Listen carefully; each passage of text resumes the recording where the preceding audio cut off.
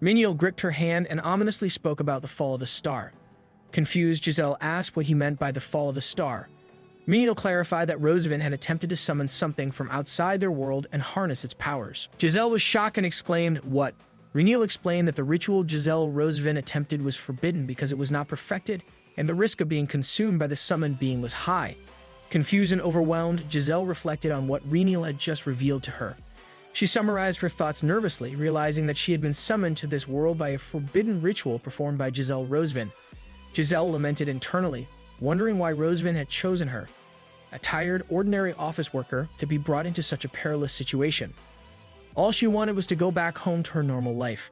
Reniel questioned Giselle's identity and how she possessed such valuable information about the fate of important people.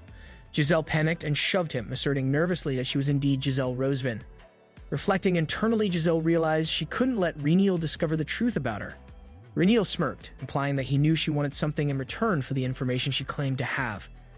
He suggested he had ways to extract the information from her, including showing her the Dark Mage's jail cells. Anxiously, Giselle denied any interest in seeing such cells. She trembled and sobbed in fear, reflecting on Reniel's mention of studying the ritual's result.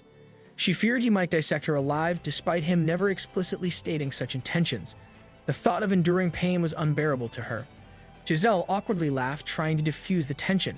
She emphasized that her own safety was paramount and that threats were unnecessary to make her cooperate.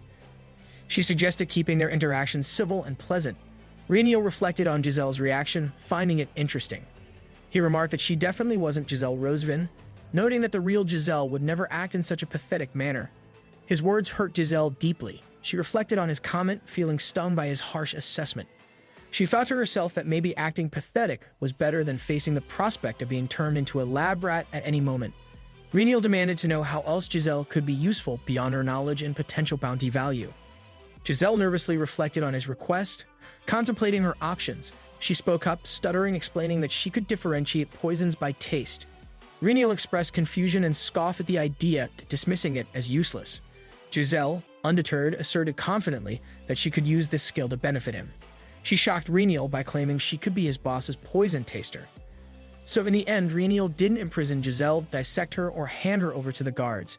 Instead, he surprised her by offering her a job as a shopkeeper in a peculiar store. Giselle looked around nervously, noticing a creepy doll and shuddering at the thought of it being cursed. She speculated that since the store sold cursed items and related goods, the doll probably was cursed too. In a flashback, Giselle expressed shock at the idea of working with cursed items. She feared Reniel might be planning to curse her since poisons had no effect on her. Reniel smiled, clarifying that while the store sold cursed items, it wasn't intended to curse her. He admitted he didn't fully trust her yet and outlined her responsibilities, sorting through the poisons sold in the store and handling customers as a way for her to prove her usefulness. Giselle wondered aloud if she was supposed to label it poisons. Reniel, smirking, reminded her of her role as a poison taster and suggested she taste all of them to identify their flavors. In the present, Giselle trembled in fear, interpreting Reniel's directive as a sinister test to prove herself before advancing in his trust. It had been 10 days since she started as a temporary shopkeeper. Reniel initially supervised her closely but had been absent for the past 3 days.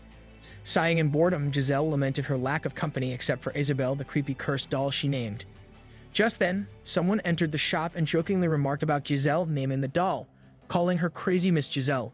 Giselle responded by calling him Ten.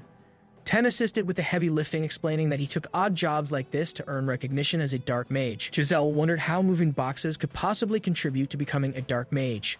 Annoyed by Ten's teasing, Giselle insisted she wasn't crazy, but Ten casually shrugged it off, remarking that crazy people often didn't realize they were. In a burst of anger, Giselle emphatically denied being crazy, but Ten reassured her, saying she was crazy in a good way. He then teased her about being profoundly evil, since she was hired to work at the store. Giselle pondered if being a temporary worker here was truly impressive, considering Reniel's reputed notoriety as the owner. Ten set the box down, and Giselle asked why more boxes kept arriving at the store despite the lack of customers. She reflected on the shady individuals who visited but never made any purchases.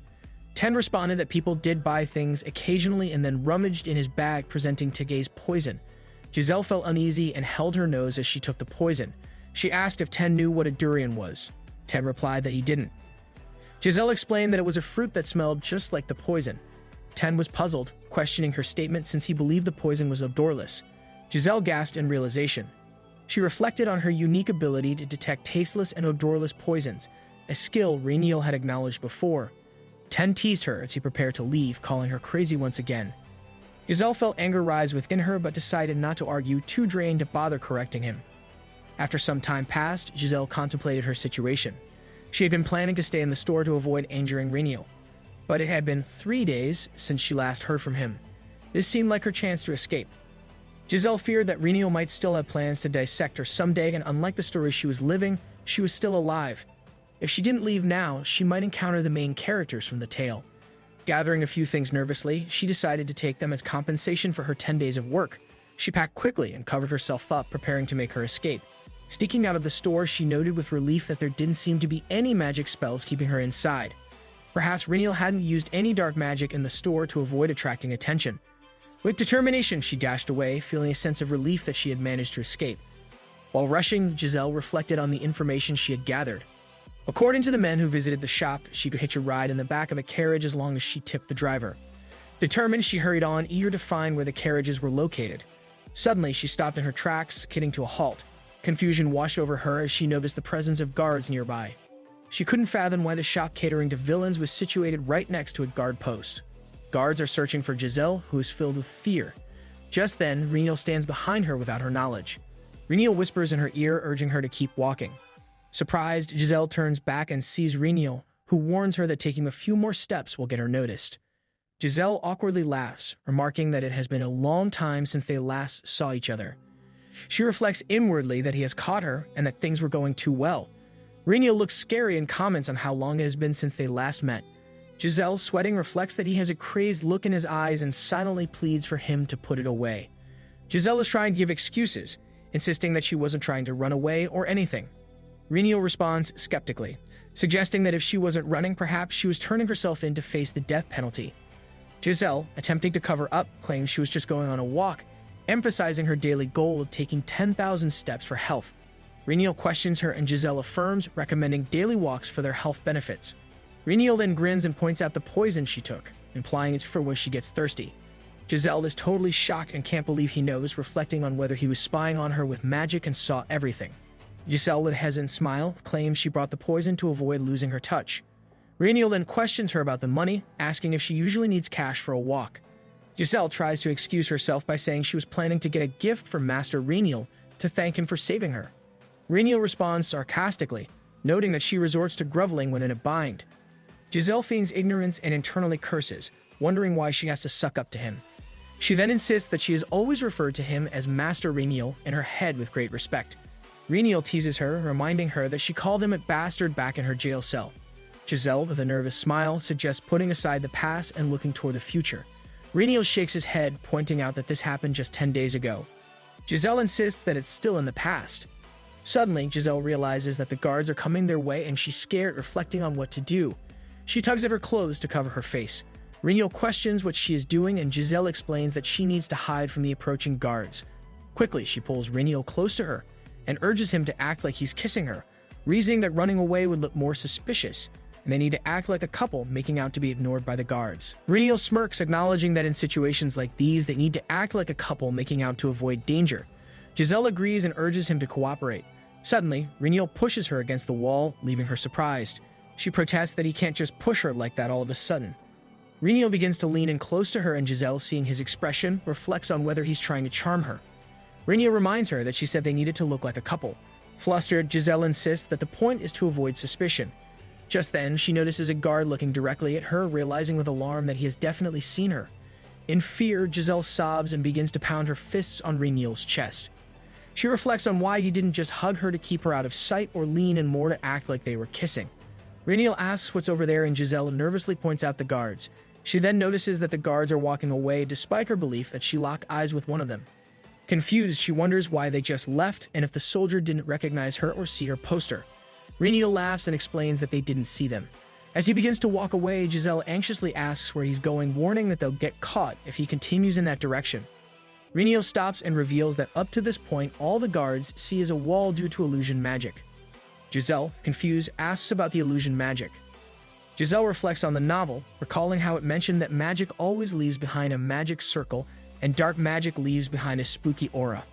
This information helped the two main characters track down Wayne and nearly defeat him. She questions if she's remembering it wrong, but reassures herself that she isn't. Giselle wonders why the soldiers can't sense the magic if it's present. Reniel explains that it's because he is more powerful. Hearing this, Giselle feels disappointed and begins to sob, wishing he had told her sooner. Reniel smiles, noting that although she looked really dumb, it was cute. Giselle feels that this comment is not nice at all. Reniel suggests they continue inside the shop. Giselle flinches and begins to feel anxious, reflecting on how her escape attempt just got busted and wondering what Reniel wants to continue. Fearful, she worries that he might intend to torture her. Reniel nonchalantly mentions that they could try it right there if she'd like. In a panic, Giselle springs up and quickly changes the subject, announcing with a salute that a new poison has arrived and that she will dutifully return to the shop to check on the new merchandise. Reniel chuckles, finding her reaction amusing. In the store, Giselle nervously hands him some paper. She explains that she made a chart to record the different flavors of poison she has tasted over the past 10 days. Reniel reflects that the chart is easy to read and appreciates her effort in sorting through all those poisons. He muses that Pedro, his aide, would appreciate having her work in the office for him. Giselle adds nervously that it might seem unrealistic that all the poisons taste like fruit, but she insists that they do. Reniel reflects that he can't imagine Giselle Rosevin attempting a forbidden ritual just to become better at office work. Giselle awkwardly laughs, explaining that every poison tastes different depending on its effect, much like how apples can vary in taste. Internally annoyed, she wishes for some feedback. Reniel reflects that Giselle wouldn't have wanted all this groveling and odd behavior. He chuckles to himself, pondering what Giselle Rosevin ended up summoning. He notes that she starts cowering at the first sign of pain, but shows no fear in drinking poison. She claims not to want to be in danger, yet says she'll work under a villain. Reniel finds her full of contradictions, which he finds interesting. He admits he really wants to know what's under her skin. Reniel asks Giselle for her real name, but she hesitates. Finally, with confidence, she reveals herself as Giselle Rosevin. Reniel reflects on her behavior, noting that she usually acts scared, yet refuses to reveal who she is.